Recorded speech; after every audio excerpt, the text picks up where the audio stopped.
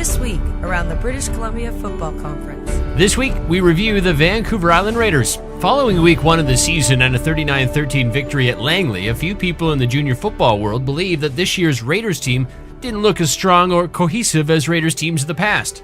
Well, they were wrong. 2011 was once again a record-setting season for the Raiders, finishing 10-0 and outscoring their BCFC opponents 551-83. They are the only team in Canadian Junior Football League history to score over 500 points, and they've now done it twice. After their perfect regular season and 49-17 victory over West Shore in the semifinal, the Raiders once again found themselves in the Cullen Cup championship game. They would host the Langley Rams for the second time in 3 years.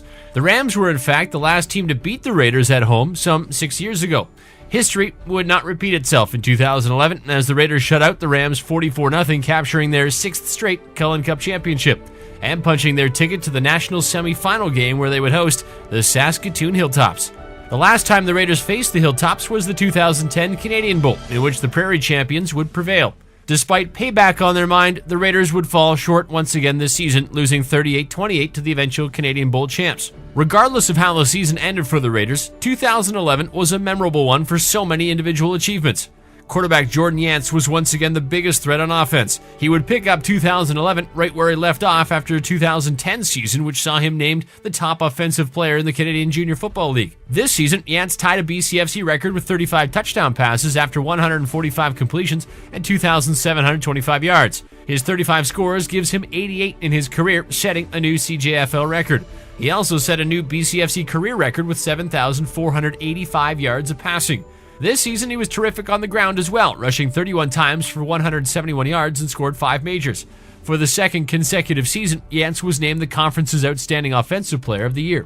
Speaking of on the ground, All-Canadian tailback Jordan Botel proved the double Jordan threat. For the second consecutive year, Botel would win the BCFC rushing title with 127 carries, good for 1,102 yards and 8 touchdowns in his final junior season. With Yance at the helm, Raiders receivers enjoyed terrific seasons, as Andrew Smith was the most lethal. He would lead the conference with 42 catches for 799 yards as well as reaching the end zone 13 times. He would be named an All-Canadian as well as the BCFC's most outstanding receiver. Dustin Peterson was also a conference all-star after hauling in 37 balls for 702 yards and 8 touchdowns. Defensively, this Raiders team was simply lights out. They would allow just 83 points over 10 regular season games, an average of 8.3 points a game. They would record 2 shutouts, including the 44-0 goose egg in the Cullen Cup final over the Rams. In Week 6, this defense showed its dominance by holding the Rebels to 0 passing yards. 4 players were named Conference All-Stars, including rookie and All-Canadian Adam Lawrence, who led the BCFC with 6 interceptions. Ranji Atwal and Dylan Chapdelaine anchored the deep as both linebackers were named All-Stars.